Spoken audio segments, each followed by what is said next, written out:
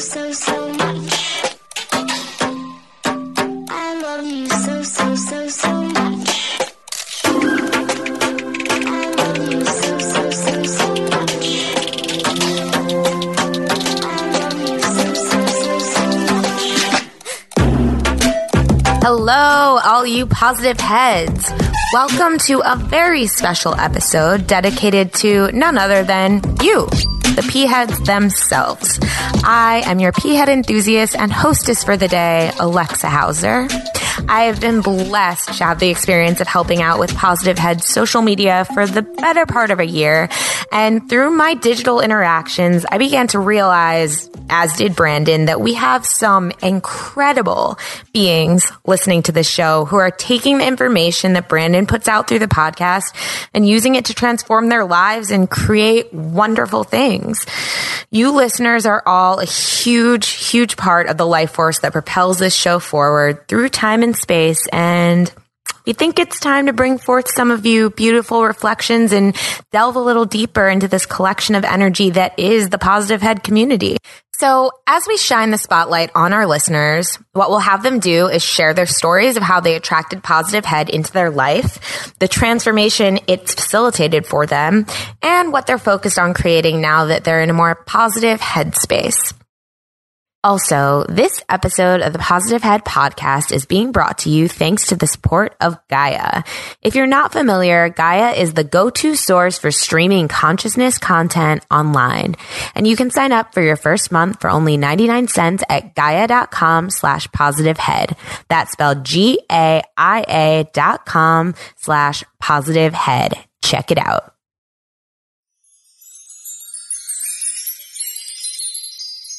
Hello, all you positive heads. On this week's P-Head Posse episode, our guest is Brian Miller. Brian is a modern mystic, spiritual teacher, relationship counselor, author, and nature and vision quest guide. His work integrates the essence of the great wisdom traditions, scientific knowledge, and his own personal experience. For almost 20 years, Brian has been leading workshops, and he is currently developing a year-long training program and online courses. Brian has devoted his life to the task of exploring consciousness and supporting others in their quest for greater awareness.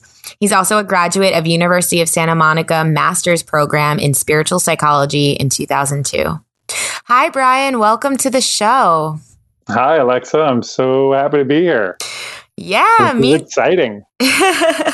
Me too. We were just connecting a little bit offline or off the recording, and I was just saying, oh, wow, I'm excited to have this conversation. I feel like this is, for me, a synchronicity and exactly what I'm needing to hear, and I'm sure what a lot of the listeners are needing to hear, of course, in divine timing as always. So excited to have this conversation. And you know, where we always love to start is the beginning, and with, you know, your story, the backstory, the journey of what your life has been like up until now, and how, you know, you ended up here talking to me. Wow. Okay. Well, I will try to keep it laser because it's a saga for sure. Well, let's see. The beginning would probably be growing up in New England and having a lot of pain in my early life. There was a lot of death around me. The person that was kind of a placeholder for unconditional love, my parents got divorced when I was really young, and there was an aunt that was very loving, and she passed when I was 10 years old. My dad brought us to the wake, and it was an open casket wake, and I don't think he anticipated that, but I saw my aunt there, and I felt her presence. But I knew, you know, looking at the body, it's like, wow, she's not in there. But I feel her. I can feel her love. And I was, 10 years old. I went for a walk around the block. And on that walk, it occurred to me, wow, the person is not the body. And at 10 years old, you don't have any place to put that kind of information. But I carried on. Life continued to be painful. My first girlfriend in junior high school was killed in an automobile accident. And like I said, my parents got divorced when I was 7, and my mom actually moved away from the state that I was in when I was 12, and really, opened up that heart wound. And I went out into nature and I cried out to God, like, get me out of here. I'm not taking my own life, but you put me here, so you get me out of here. And the response was this felt sense of upliftment as my attention was drawn to the sound of the trickling stream, the wood thrush, the wind in the trees, sunlight on my face, the dappled light of the canopy. And my mind just cataloged all these things in nature that give us a felt sense of happiness. Sunrise, sunset, starlight, birdsong, trickling streams. And then I looked down and I saw a flower that was popping out of the forest floor, and it really, like, it struck me. We don't eat them, we don't pollinate them, and yet here they are, incredibly beautiful. And as I got up close to the flower, it kind of sucked me in to this altered state. And it was a unity consciousness experience. I didn't know that at the time. It took me 20 years to actually figure out what had happened. But that was what happened is when we're in the experience of beauty, there are no self-referencing thoughts. The rest of our lives, it's all about me. How am I doing? What do I like? What do I don't like? I want this. I don't want that. Am I good enough? Am I not good enough? So all of our attention, that's the ego, right? It's all of our attention is on this one point in the universe called me. That's what the ego is. That's all. And what had happened for me in that moment was a total dissolution of that. I now know a word for it. It's called samadhi, where we actually become one with everything, which is the truth. E equals MC squared. It's all energy. Tesla, he said, if you want to know the universe, think in terms of energy, frequency, and vibration. And that is the truth. Like, everything you can possibly know is made of energy. It's just at a different frequency. Our human body is the densest form of energy. It's a solid. Now, you take an ice cube and you put it in a pan and you turn on the heat. Well, it's a solid. It's going to go to a liquid, and then it's going to form a gas. What's actually happening? Well, the molecules are vibrating at a higher rate. So it's less dense. And we think about emotions. Emotion is energy in motion. So that's why the higher states feel better. Love, gratitude, devotion, joy, high vibe, right? That's what we mean. Anger, hate, jealousy, greed, kind of low vibration. Yeah. And so that experience caused me to not want to leave. And it caused me to say, okay, well, who knows what this is? If I'm going to be successful in life, what is life? That's what I want to know.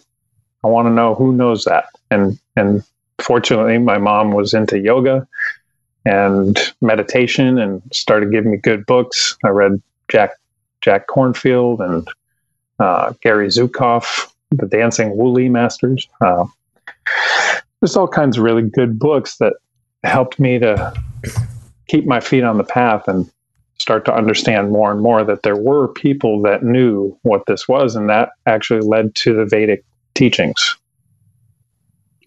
Right. And what was that like for you, the Vedic teachings? Because some people I don't even think that are listening know what that is. So can you elaborate? Okay. Yeah, great. Okay, so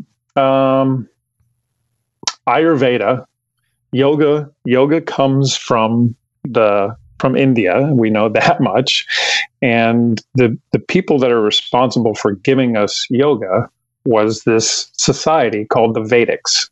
And the Vedics were seers, healers, scholars, and they were supported by their surrounding culture.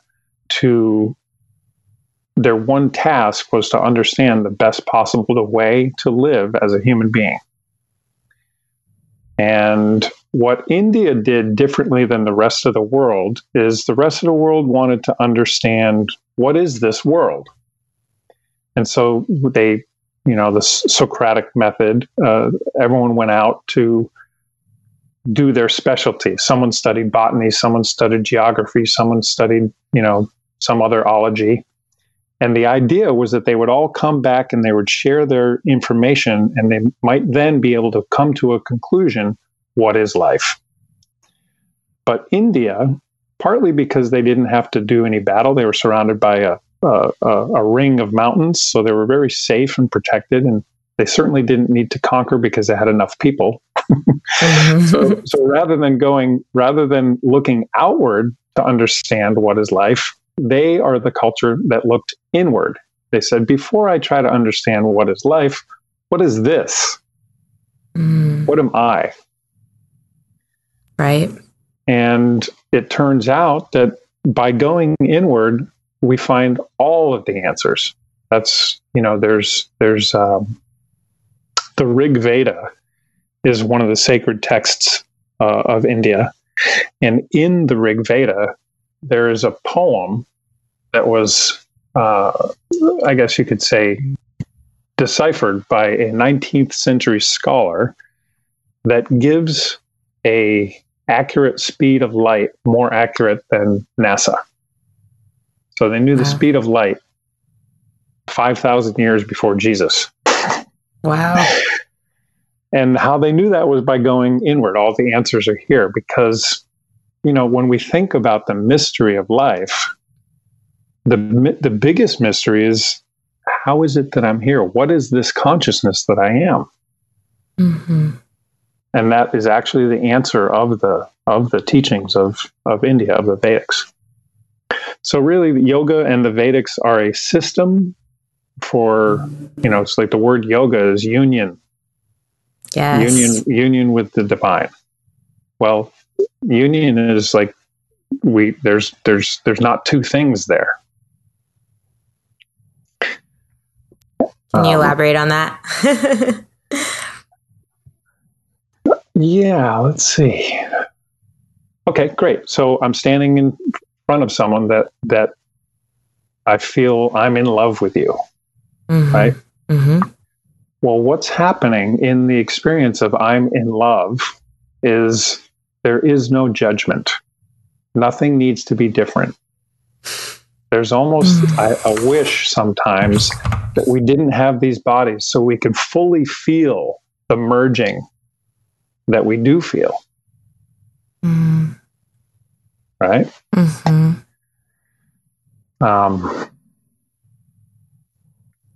I guess it's an experiential thing where if we take our attention, most of the time as we're going through our day, our attention is outward focused. That's like one of the benefits of meditation and mindfulness and even like Tai Chi and Qigong. Why it's so healthy is that we're taking our attention, which is 90% of the time going outward, and we're turning it inward. We're giving energy back to ourselves.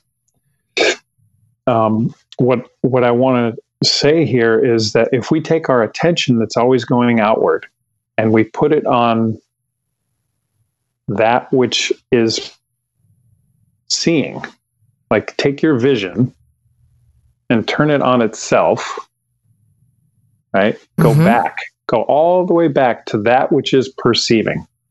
Something is perceiving sight, right? Mm-hmm. And if you can actually go to that place, close your eyes and go to that place that's actually perceiving. When I take people through this process, where they end up is it's an open, empty space. Mm-hmm. And we ask them to describe it. And what they find is it actually evades description. There's nothing there that can be described. When we look for a limit to this interior space, there's no edges to it. And if your eyes are closed right now, can you find any edge to this internal space? No.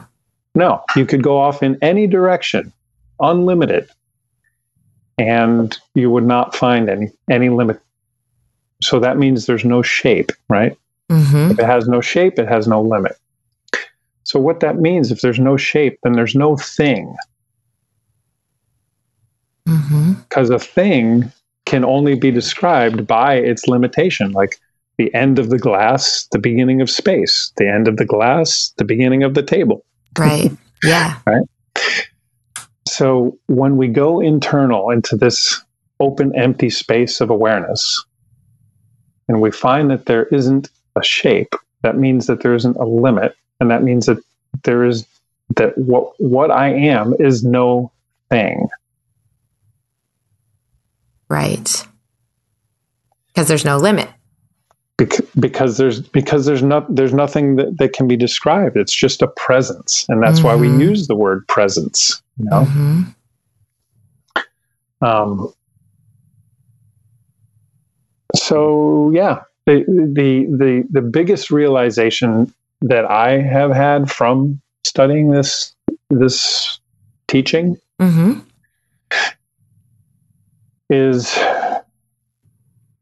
being is bliss. We're human beings. The root, the Vedics again have this. They're so insightful. So there's something called the kleshas, Klesha. I recommend people Google it or type it in on YouTube. The kleshas are the 5 root causes of suffering. The first gives rise to the other 4. The number 1 klesha is forgetting our true nature. Forgetting that we are eternal, immortal awareness. When we forget that, we collapse into identification with the body. We think that we're this limited thing. We think that we're this mortal thing. We think we are our thoughts as well. When we collapse into the ego, or rather, when we collapse into the body, that's the birth of the ego, identification with the body and mind. Then we have cravings and aversion, things we want, things we don't want. I was talking about that inner dialogue. I want this, I don't want that, right? But they're all temporary. All these things that we want and don't want, they're temporary. Meaning they're of a temporal nature. They come and go. This ties into the Buddhist teaching of desire. It's like why people have fleeting happiness versus lasting happiness. Fleeting happiness is just the cessation of desire. When we have a desire and we meet it, it's temporary fulfillment, and then right behind it, there's another desire. So we're on this kind of a roller coaster ride, and what this klesha teaching makes available, what awakening makes available, is true joy, is lasting happiness, where you begin to identify more with soul than with your body. So we said there's 5 kleshas. Number 1 is forgetting the truth of our immortality. Then we collapse into identification with body and mind. Then we have cravings, or we have aversions. And then the 5th one is fear of change. And they call it fear of change, but it's they also call it fear of death. Right. And that's a big one. It's where the ego can tend to hang on. Like we really, in this culture especially, have a difficult time with death because we don't understand it. We don't understand it because we think we're the body. But if you go back to the first one, if I'm eternal and immortal, and that could be proven if I had more time, then fear of death is actually just fear of change. Right. And I got news for you. Every night when you close your eyes and you go to sleep, and you release your consciousness to sleep, it's the exact same thing as death. Where are you when you're gone, when you're asleep? Right? Yeah. Awareness is there because you wake up in the morning and you have dreams. But Brian isn't, the body isn't there, the world isn't there. Would you then say, just to interject quickly, what is your take on the idea that this is the dream? This reality is the dream? Absolutely. How could it be otherwise? Okay, let's make it real. Okay. Again, E equals MC squared. Everything you can possibly know is made of energy. Okay, well then how is it that you're having this experience? If everything is one thing and it's just energy and vibration, how the heck are you having this experience? Well, we've got this thing in our experience called imagination. Image making, imagination. Right. Okay. And what we think about, we bring about. As you believe, so shall it be. Right? And literally, our very own body must be made of imagination.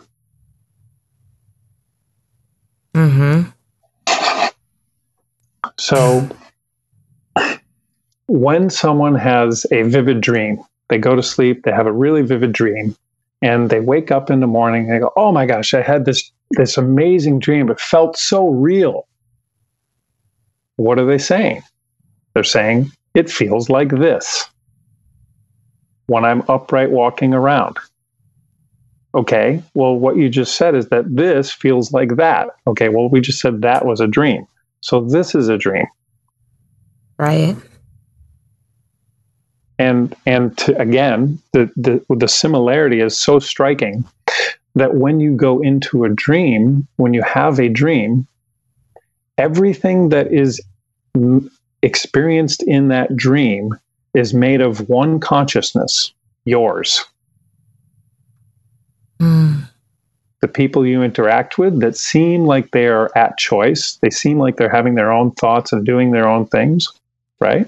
And you actually, when you go into the dream state, there's always a sense of I.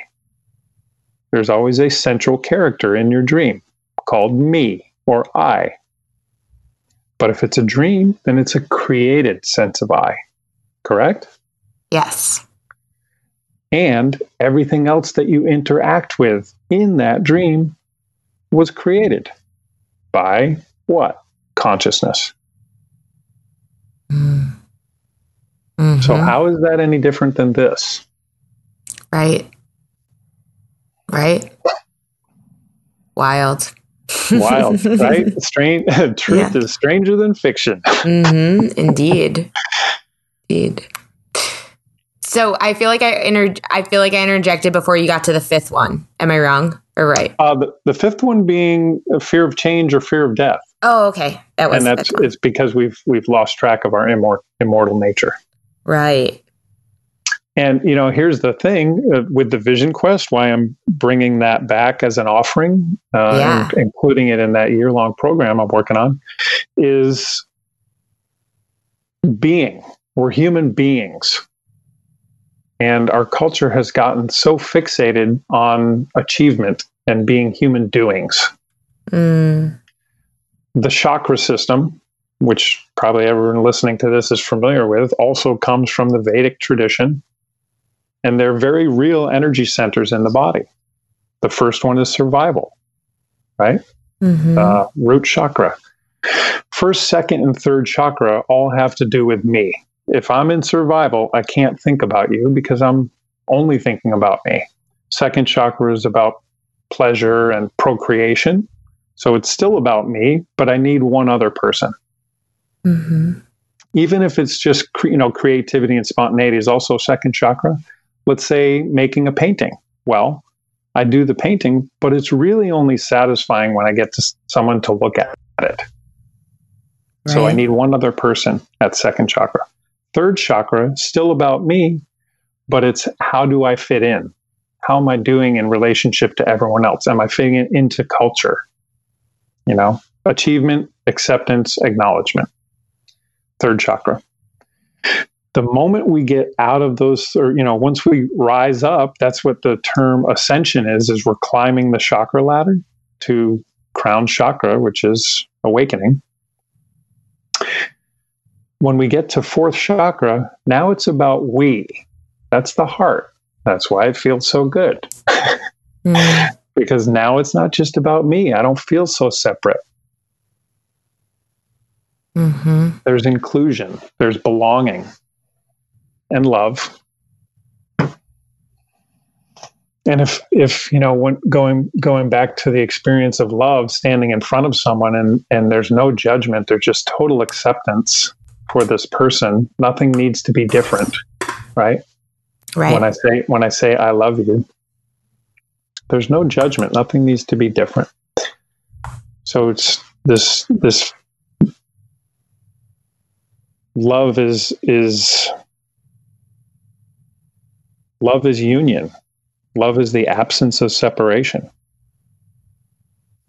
Mm-hmm. And that's and that's hard sometimes in this when we forget our divinity, right? Yeah. So much of the time, I think I was just connecting with my guides recently, and I was basically getting schooled on the way that I look at love and I look at partnership and relationship and I feel like that's been coming up a lot. It's love is, as you're saying, it's union and it's acknowledging yourself and another, and it's and all others, right? Because we are, to have love for everyone, to realize that we're all part of the same thing, as you're talking about. We're all part of the same energy. And that seems to be also our biggest challenge, right? Which is interesting too, because self-love is our biggest challenge as well right now. I think that's what everybody is really, we're in the school of self-love at this moment in time, right? And so it's all interconnected. Yeah, it is all interconnected. And I want to go back to what you're saying there about, self-love and really this whole conversation about love. When we take this knowledge that, all of us listening to Positive Head, it's like we've been exposed to a lot of really great information about what this is, about what life is. When it goes from theory to our direct experience, when it actually becomes integrated and it's not just an idea, it goes through and it how do I say that? It's like you re-understand all of your experiences. Yes. You get a new perspective. You get a new perspective when it actually becomes your experience that, oh my gosh, I am the presence of love. I'm not my body. I am literally a presence. I am the active thing in the body. What is that active thing? Oh, it appears that it's love. Mm-hmm. So when that becomes more of our identity, yeah, we say, we say God is love, and we put God outside of us. I say this presence, this thing that is looking out from behind my eyes, must be a spark of that. It must be a fractal, let's say. Yes. Of that. And if we're assigning the quality of love to this divinity, well, then that is what I am. It's like the drop in the ocean, or the wave in the ocean is a better analogy, because a wave comes out of nowhere, takes form, and goes back to nowhere. Yes. That's what we are. We're a waveform. Yes. Tesla said, if you want to understand the universe, I suppose, and yourself, think in terms of energy, frequency, and vibration. Mm-hmm. Right? Just to say it again. Yeah. So we're a temporary waveform, and don't get attached to the meat suit that you're wearing. Yeah. Be more identified with the animating force and more specifically, the love that you are able to give. Like if you're able to give love, then you must. I dare to say you are that. Because we cannot give what we are not, right? Yeah, if we don't have it, or exactly. I love that. I love the imagery of the waveform rising because I've thought of that before, but never exactly in the way you just put it for me. And it's funny. I got a tattoo of a wave, like the symbol of a wave on the outside of my wrist like several years ago. And it was the most spontaneous thing. And I never really, it just came to me, and I really just love the symbol of a wave. And I feel like you just kind of brought it around home for me of like that's what we are, and the way that we rise and we fall in these different forms is so beautiful. And I want you to talk to us though about what you're working on now. You mentioned the course that you're working on and the Vision Quest. So would you share with us, what you're working on and specifically about the Vision Quest part of it? Yeah. So I recently turned 50. And congrats. Thank you. I feel 30. Yeah.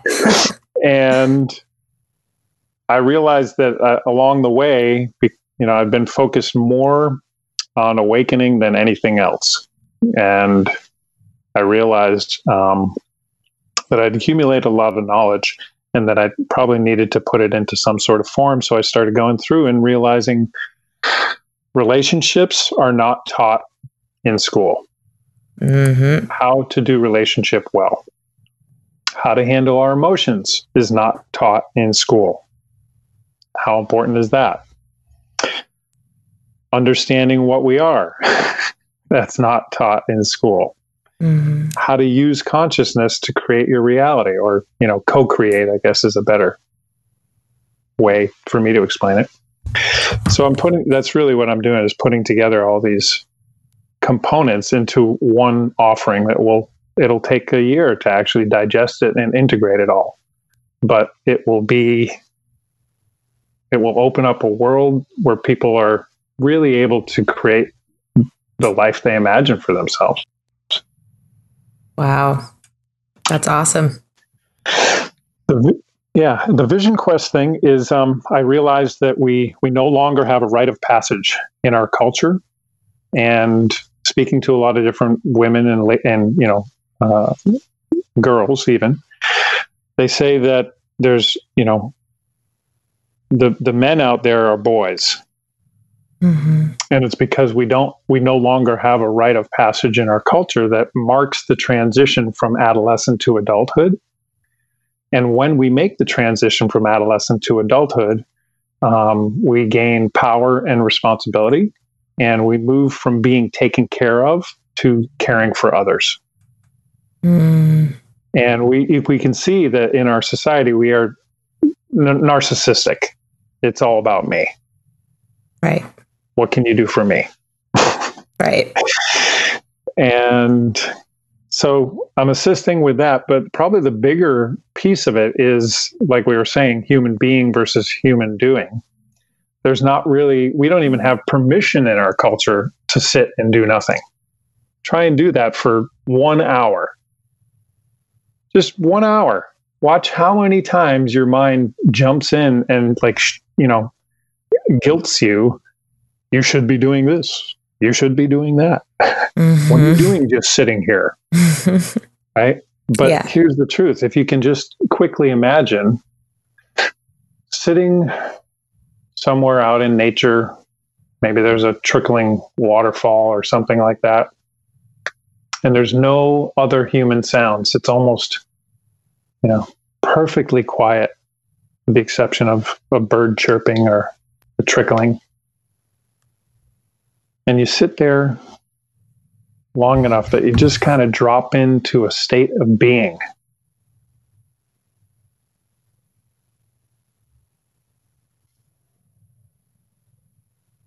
You feel that peace? It's always available. It's what we are. It's our true nature. It's why when we actually realize the truth of what we are, our experience becomes joyful because there's an inner peace.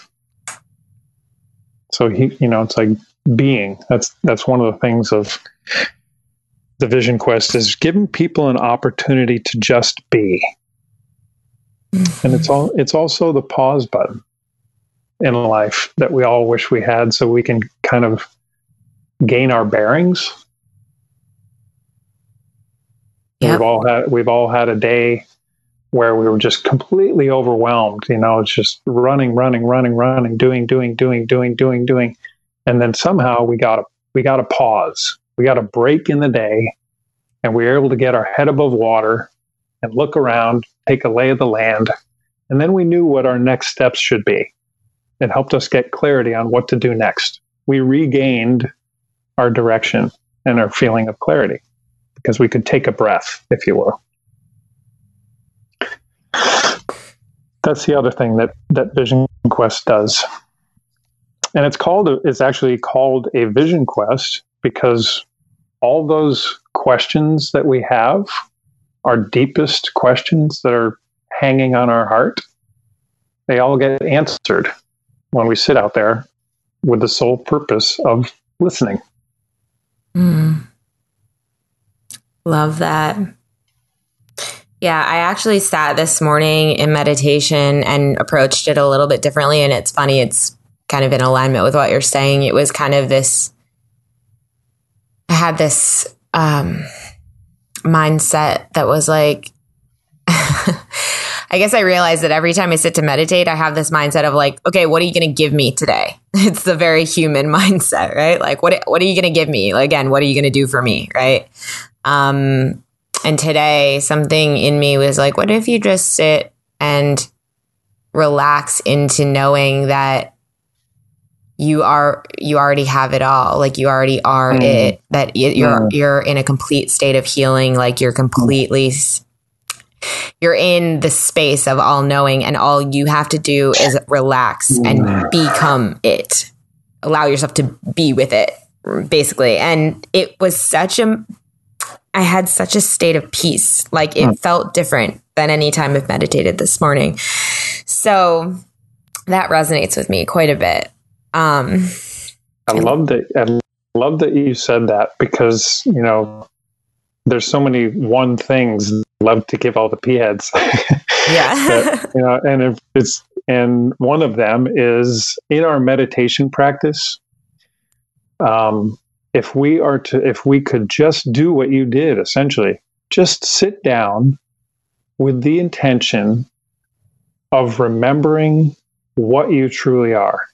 Make that the intention of sitting there, right? I think what happens is we've all heard, sit and try to not have any thoughts. That's going to drive you crazy. The mind is constantly just moving, right? What will happen though is if our intention is to come in contact with what we are, or to just remember, then that becomes a transformational time as you experienced. Yep. Yeah. It also is like, feel like it changes the energy as well, because you're not trying to get something that you don't, that you think that you don't have. You're saying, I already have it. It's already all there. Yeah. It's already here. And then you relax, and then you kind of just like meld into it in a way. That's what I was envisioning. I was envisioning myself kind of like melding into the all that is, if that makes sense. Yes. Yeah. And knowing that it's what you are. It's such a powerful thought, it really is, because as you've mentioned, it's like we spend all of our time trying to get somewhere, get something, or do something, or, and even within personal development, personal development is amazing. And it's all of these practices and tools are doing so much good. But at the same time, it can, just like anything, it can be kind of used to our detriment, where we feel like we're not enough, never enough, more, like I'm trying to I'm trying to achieve or have or be something that I am not. And it's the opposite is what I'm starting to find is like, no, you already are everything and you already have everything. You just have to let yourself, like you said, remember that and know that and breathe into that. And I think that is a very important distinction, you know, because the energy behind it just shifts completely. So, yeah. I wanted to say it again one different way, and that is to when we had the word evolution is really becoming a mainstream word. Evolve, and from the perspective of the Vedics and the Kleshas, what we're evolving from to is we're evolving from identification with the body and mind, and we're evolving to identification with the soul. When imagine what the planet would become or will become, because this is what is happening, is that all of us are going to eventually remember that we are soul. However long it takes. But just imagine the profundity of the love that would be radiating on this planet when everyone knows that we're the same exact thing. Then the boundaries of race and gender and any boundaries they'd be ridiculous in the light of awareness. That's a powerful vision. I purchased the domain name and created a t-shirt company, Planetary Family. It's just now, it's taxiing down the runway. So I created something on Facebook for it, but awesome. That's my vision. When I was talking to a marketing guy and he said, well, what's your why? Well, I want to create a planetary family. It's beautiful.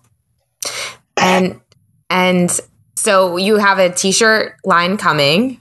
It's on the way, or it's out already? It's on. People. Cool. It's on the way. It's on the way. It just started happening not that long ago. So keep an eye out. Oh, I will keep an eye out. That's exciting. I used to own a t-shirt company or like a clothing company, actually. So I'm all about that life. Nice. But also, I know you said that you had a special treat discount for our listeners. Did you want to share that with everyone? I do. I want to offer all the P-heads a 20% discount on, any of my offerings. I do something called the remembrance process. You can Google that, or rather you can look it up on YouTube. But either the remembrance process or doing a vision quest, I want to offer a 20% discount for people, and they can email me at brian@realtransformation.com. And in their email, just put P-head in the subject matter, and I'm happy to take you out and share everything I know with you, because we need more people that are awake. Beautiful. Thank you so much for that offer. And everyone email Brian if you're interested. And what is the remembrance process? Just so, what is it? What's the intention of it? Yeah, it is a process that peels away the layers of covering on what we really are. And it's really they're just perceptions that we were given by our culture. So one by one, what I do is through a process of self-inquiry, it's guided self-inquiry. So I'm asking you a question, and you're sourcing your answer from within. Not, let me say that differently. It becomes experiential rather than theoretical. I'm not going to ask you to believe in anything. I'm just going to guide your awareness or your attention to the truth that you already know. And I ask people to source their answer from right now. So don't go to something you learned or something you heard or something you'd even like to believe. I bring people into their their direct experience. All the answers come from your direct experience. So you don't have to have faith in anything. And where you end up is the full real, the realization that you are eternal, you are infinite, you are not your body, you're something that is having an experience. Beautiful. That sounds like an amazing process, and definitely something all of us are in need of, for sure. Stripping away those layers. There's a great video testimonial on YouTube. Okay, great. So everyone Google or look on YouTube, the remembrance process. Awesome. So Brian, just a couple more questions before we wrap up here, my friend. And one of those is, what is one thing that you think would benefit every P head to know or understand as they continue on their own journey?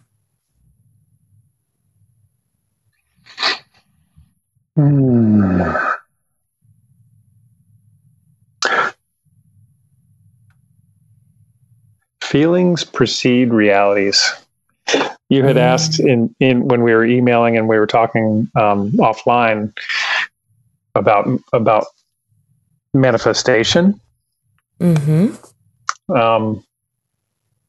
If everything is consciousness, and you have the ability to direct consciousness, then where you direct your consciousness must make a difference. And, kind of tying in with the whole thing about frequency and vibration, the feelings that I'm holding absolutely have influence on creating my experience. This is not something that the P heads haven't heard before, but that would be the thing that I would stress. Like, I found myself in a situation where there was tension in a relationship. I remembered the truth of what I just said, and I beamed that person with love, and I held them. It's like they can only show up the way I'm holding them in consciousness. So I changed the way that I was holding them in consciousness, and lo and behold, in my experience, they changed. Love that. And so important for us to hear over and over again, and hearing, in different ways as well. And and it's easy for us to forget, right? We've been trained otherwise. A lot of us have been trained otherwise, just to not really pay attention to the emotions. And I think absolutely that's such an important message, and also important to know, as you just gave in that example, that we can change the dynamics of our relationships. Things are not set in stone. We have habits of thought that recreate them similar ways, but that, change your perception about them. And like you said, the way that you're holding them, I really like that. And it has to change. So thank you so much for that. And I want to piggyback on what you said there, and that's that we think that relationships are happening outside of us. Like when in our mind's eye, if we think about a relationship, it appears that it's happening, or we think that it's happening in the space in between the two people. Right. But where the relationship lives is inside of me, how I'm holding them, how I'm feeling about them. That's where the relationship has its life. So when I change it here, it has to mirror in my external experience. That was beautifully said. I love that. Relationships are one of those things, man. I think it's the biggest challenge for everyone. And it's like, I love that there's more and more I'm finding through this podcast and through other work that I'm doing, more and more relationship teachers who are coming from this perspective. And it's really powerful because our whole life is about relationships, right? Relationships with each other, romantic relationships, friendships, everything is a relationship. So I think it's such important work and wisdom to be sharing. So thank you for that. It's so funny because life actually has me being a relationship counselor for the past 3 years. Yep. I read that in your intro. Yeah. And is that something that people can contact you for as well, or? Yes, absolutely. Yeah, transformational sessions. Yes. Beautiful. So they can email you at the same email? Yes, Brian@realtransformation.com. Awesome. Perfect. I want to do a shout out. Yeah. I didn't get to say how I came to find Positive Head podcast, and I do want to give thanks for those two guys. I'm here like I said, I'm here in Encinitas, and it's kind of a hotbed for conscious living. And there's a guy, Josh Trent, who's got a podcast, Health Force, but more directly, Mike Rostowski at the School for Men. Mike is a friend of Brandon's, and yes, that's how I heard about it.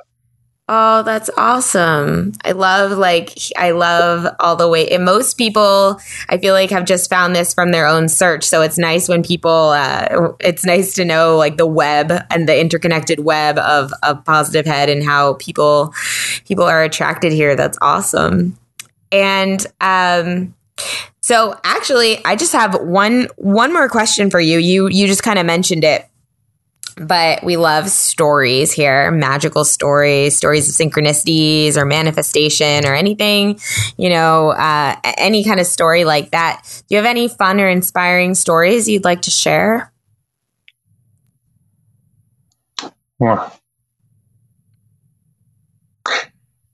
Yeah, I actually imagined I've been strongly influenced by many, but one in particular spiritual teacher, Rupert Spira. He's got a channel on YouTube, Spira. And I went to work using the techniques of mental rehearsal, living in the vision as though it's already occurred. And I wanted to have lunch with him. And in regards to I try not to use the word manifestation, but I'd say it's more like creative imagination. In the process, we get in our own way by trying to figure out how it's going to happen. And how is none of our business. What is the only thing we need to concern ourselves with? And so I focused on what I wanted. The experience was sitting there laughing with the teacher that's had the most impact on me.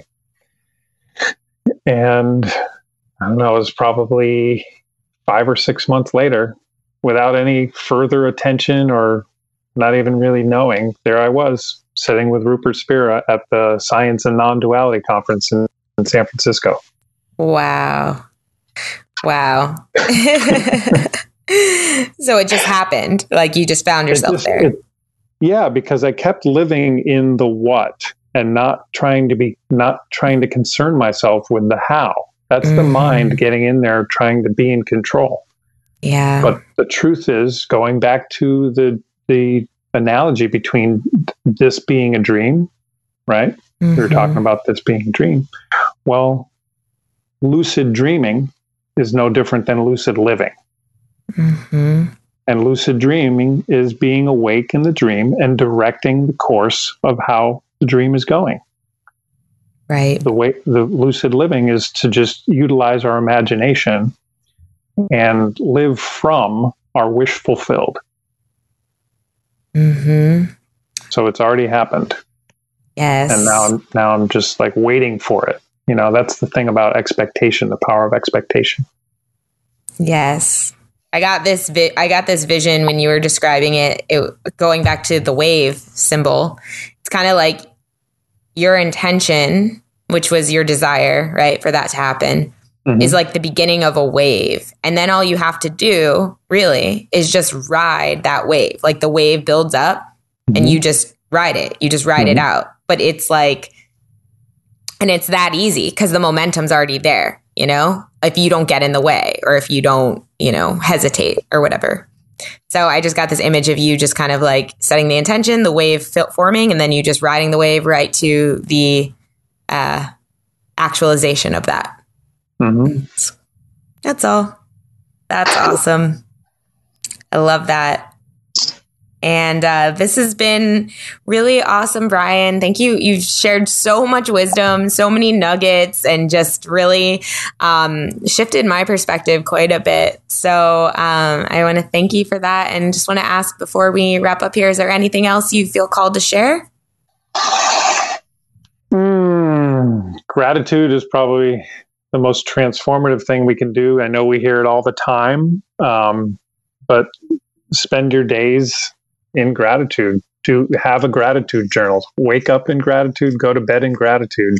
It's the highest vibration next to devotion, and it will bring you your heart's desire. It'll bring you better than what you could imagine. Because what we're doing is we're living in thank you, thank you, thank you, thank you, thank you, thank you, thank you, thank you, thank you. Yeah. Oh, I love that. And I felt that energy right there. And you're like, thank you, thank you. It's like an excited, happy, loving energy. So yes. Oh, thank you so much. Thank you so much, Brian. This was great. Well, amazing connecting with you. And yeah, I hope our paths cross again soon. Me too. I'm grateful. Oh, thank you so much. Have a beautiful day. You as well. Okay. Look forward to future P-Head casts. Yes. P-Head Posse. All right. Have a great one. Bye, y'all. Bye. That's it for this week's episode. If you're a listener with a story to share and are interested in being featured on a future episode of this special series, you can email me at alexa@positivehead.com. Also, if you're craving more consciousness elevating content, be sure to check out Gaia, which is the go-to source for streaming consciousness content on the web, where you can stream an incredible 7,000 plus exclusive videos covering 5,000 years of wisdom.